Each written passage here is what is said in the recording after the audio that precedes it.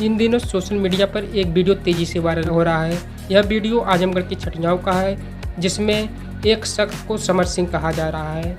Samar Singh tempo चलाते हुए उस शख्स को समर सिंह कह रहे सब हैं और उसका वीडियो तेज़ी से वायरल हो रहा है।